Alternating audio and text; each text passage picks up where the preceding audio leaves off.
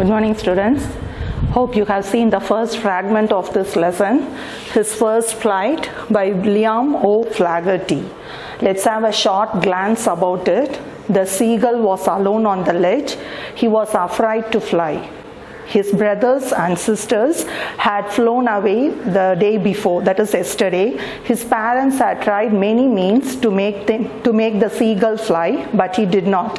He was so afraid. Okay, now let's see what happens to the seagull next.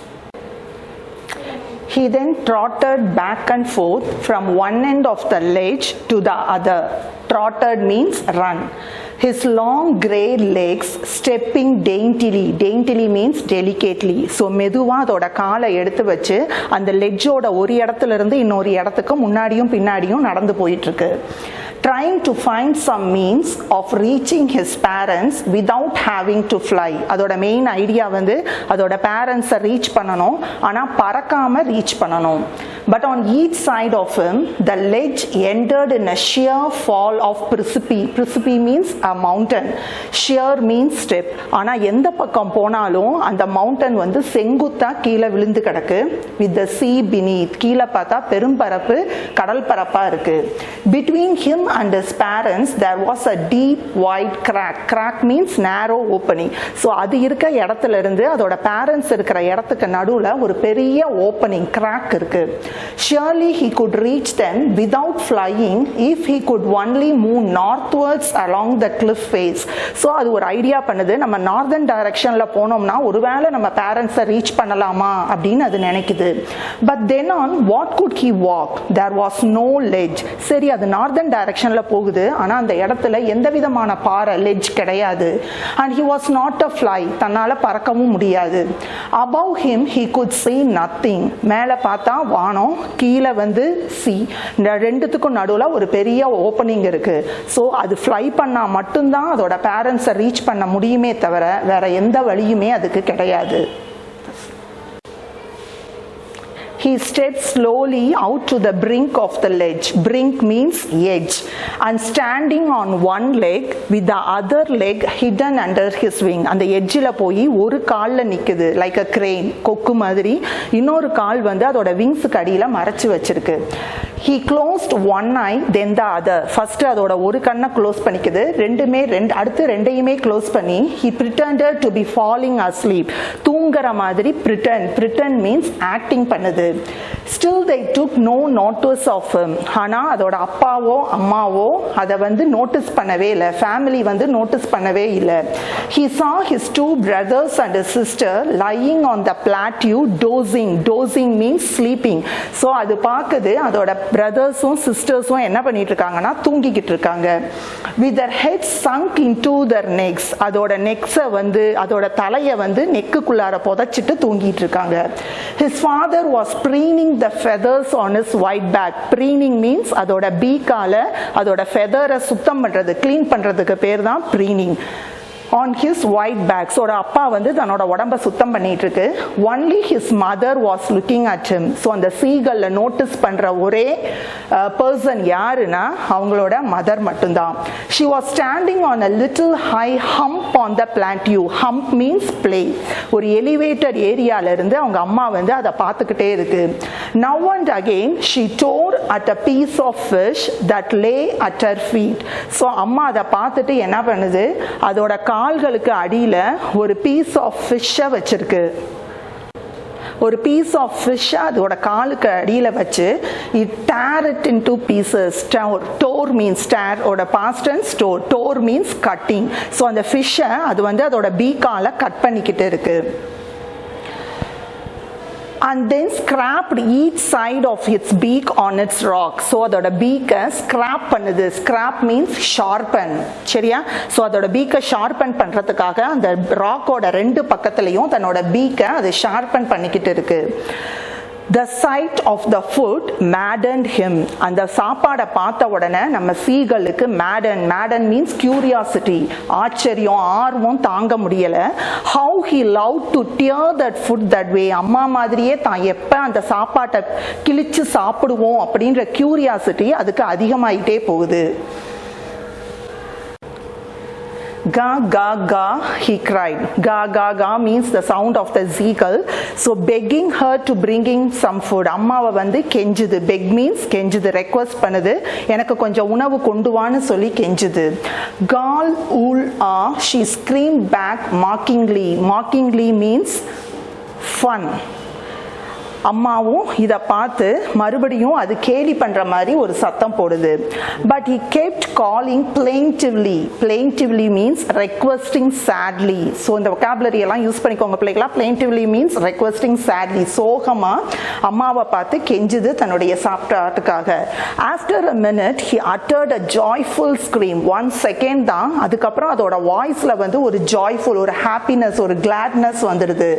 His mother had picked up a piece of fish and was flying across to him with it. அதோட ஜாய்ஃபுல்னஸ்க்கு காரணம் அம்மா அதோட வாயில ஒரு சாப்பாடு, ஒரு ஃபிஷ்ஷை வச்சுக்கிட்டு தன்னை நோக்கி பறந்து வரத பாக்குது. He leaned out eagerly, tapping the rock with his feet. Eagerly means seriously. ரொம்ப ஆர்வமாக அது என்ன பண்ணுது, எட்ஜுக்கு வந்து அதோட ஃபீட்டால அந்த ராக்கை டேப் பண்ணிட்டு இருக்கு. அம்மா நம்மளுக்கு சாப்பாடு கொண்டு வந்துட்டானு. Trying to get nearer to her as she flew across. அம்மா பறந்து வரத ஆவலோட எதிர்பார்த்துக்கிட்டு இருக்கு. But when she was just opposite to him, abreast of the ledge. So அம்மா பக்கத்துல வந்துருச்சு. Abreast means கரெக்டா ஈக்குவலா தன்னோட அந்த யங் சீகளுக்கு முன்னாடி ஈக்குவலா வந்து நின்ன உடனே she halted means stopped. அம்மா அப்படியே நின்னுறாங்க. her legs hanging limp, her wings motionless. அவங்க wings வந்து அசையாம அப்படியே நிக்குது. the piece of fish in her beak almost within reach of his beak. அந்த beakல இருக்கிற உணவு வந்து ஒரு few distanceல தான் நம்ம சீகல்ல நோக்கி இருக்கு. ஆனா நம்ம அம்மா வந்து அதுக்கு பக்கத்துல வந்து அதுக்கு சாப்பாடை கொடுக்கல. He waited a moment in surprise, wondering why she did not come nearer. அதுக்கு ஒரே ஆச்சரியம், இவ்வளவு தூரம் வந்து அம்மா ஏன் நம்ம பக்கத்துல வந்து அதுக்கு உணவு தரலன்றது அதுக்கு ரொம்ப ஆச்சரியமா போயிடுச்சு. Then maddened by hunger, maddened means annoyed, பயங்கர ஹங்கர்னால எரிச்சல் அடைஞ்சிருச்சு, என்ன பண்றதுன்னு தெரியல. He dived at the fish. அந்த மீனை நோக்கி அது என்ன பண்ணுது, பாயுது. With a loud scream, he fell outwards and downwards into space. அது பாஞ்ச அடுத்த நிமிஷம் ஸ்பேஸ்ல அது அப்படியே கீழே விழுக ஆரம்பிக்குது. fell down. His mother had swooped upwards. swooped means moved. அவங்க அம்மா அப்படியே அதை மூவ் பண்ணி மேலே பறக்க ஆரம்பிச்சிடுறாங்க. as he passed beneath her, he heard the swish of her wings. அம்மா தன்னை கடந்து போறப்ப அதோட ரெக்கையோட சத்தம், swish அப்படின்ற சத்தம் அதுக்கு கேக்குது. a monstrous terror seized him and his heart stood still. ஐயோ நம்மளுக்கு பழக்க தெரியாதே, நம்ம கீழே விழுக போறோமேன்றது ஒரு monstrous fear, ஒரு பயங்கரமான fear வந்து அதை ஆட்கொள்ளுது. but it only lasted a moment. ஒரு few seconds தான் அந்த பயம். The next moment he felt his wings spread outwards. அடுத்த நிமிஷம் அதோட ரெக்கைகள் தானா என்ன பண்ணுது, காத்துல விரியுது. The wind rushed against his breast feathers, then under his stomach and his wings. காத்து அதோட breastல, அதோட stomachல, அதோட wingsல கிழிச்சிட்டு போறத அது ஃபீல் பண்ண ஆரம்பிக்குது. He could feel the tips of his wings cutting through the air. அதோட wings வந்து காத்த கிழிச்சிக்கிட்டு பறந்து போறத அது உணருது. He was not falling headlong now. Headlong means தலக்குப்புற, கீழே அப்சைட் டவுன், கீழே அப்சைட் டவுன் விழுந்துருவோமோன்ற பயம் அதை விட்டு போயிடுச்சு. He was soaring gradually. soaring means rising. கொஞ்சம் கொஞ்சமா வானத்துல எழும்ப ஆரம்பிக்குது. downwards and outwards. He was no longer afraid. அதுகிட்ட இருந்த பயம் சுத்தமா அதை விட்டு போயிடுச்சு. He just felt a bit dizzy. dizzy means shaky, uncomfortable. So கொஞ்சம் அதுக்கு அசௌகரியமா இருக்கு. Then he flapped his wings once and he soared upwards. மறுபடியும் அது முயற்சி செய்து தன்னோட விங்ஸை ஃபிளாப் பண்ணிட்டு வானத்துல பறக்க ஆரம்பிக்குது. Ga ga ga, ga ga, ka cool ka. His mother swooped past him, her wings making a loud noise. இந்த சீகல் பறக்கிறத பார்த்து அவங்க அம்மாவுக்கு ஒரே சந்தோஷம். அவங்க அம்மாவும் பக்கத்துல வந்து சத்தத்தோட, இது வந்து சவுண்ட் ஆஃப் த சீகல்ஸ், அந்த சத்தத்தோட வந்து அதை சுத்தி சுத்தி வராங்க. He answered her with another scream. So இதுக்கும் என்கரேஜ்மெண்ட் இன்ட்ரெஸ்டிங்கா இருக்கு. ஸோ இதுவும் தன்னோட அம்மாவுக்கு ரிப்ளை பண்ணுது. Then his father flew over him screaming. First அம்மா வராங்க, நெக்ஸ்ட் அந்த சீகலோட அப்பா வராரு. அப்பாவும் வந்து ஸ்க்ரீமிங் வித் ஜெஸ்டர், ஒரு என்கரேஜ் பண்ற ஜெஸ்டரோட அவங்க அப்பா வந்து சேர்றாரு. Then he saw his two brothers and sister flying around him, soaring and diving. Soaring means rising, diving means காத்த கிழிச்சுக்கிட்டு பறக்கிறது. ஸோ அதோட ரெண்டு பிரதர்ஸும் சிஸ்டர்ஸும் வராங்க.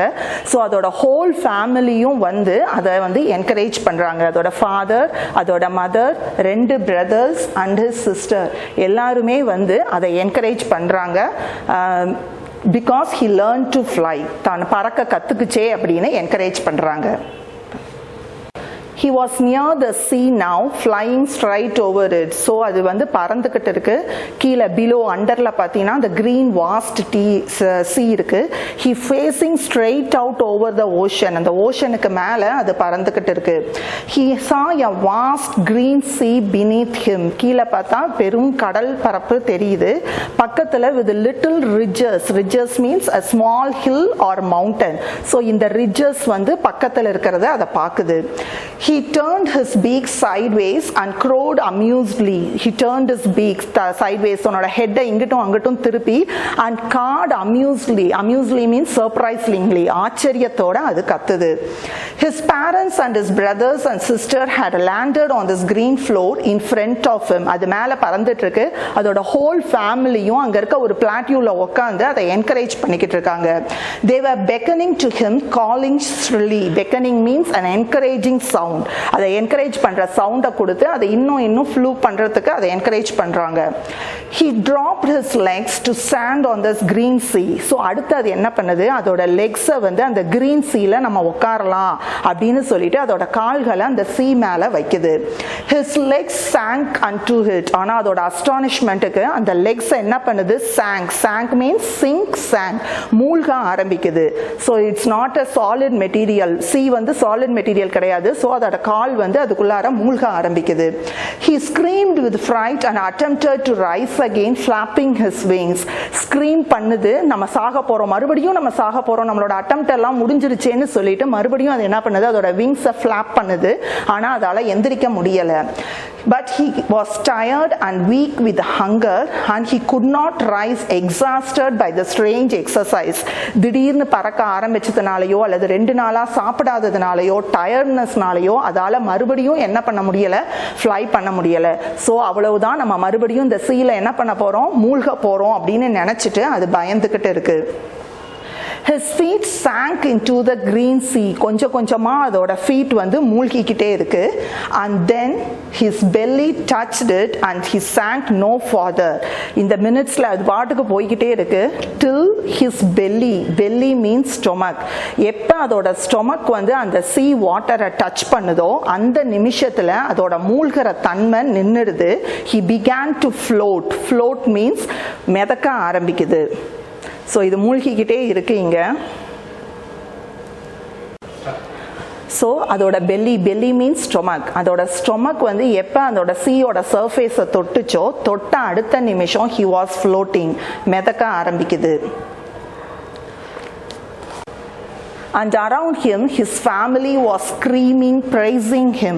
So உடனே அது அங்கே மிதக்க ஆரம்பிச்ச உடனே அதோட 2 பிரதர்ஸ் அதோட சிஸ்டர்ஸ் எல்லாரும் வந்து ஸ்க்ரீமிங், என்கரேஜ் பண்ண ஆரம்பிக்கிறாங்க. praising means பாராட்ட ஆரம்பிக்கிறாங்க. And the beaks were offering him scraps of dogfish. குட்டி குட்டி மீன் துண்டுகளை எடுத்துட்டு வந்து நம்மளோட சீகளுக்கு கொடுக்க ஆரம்பிக்கிறாங்க.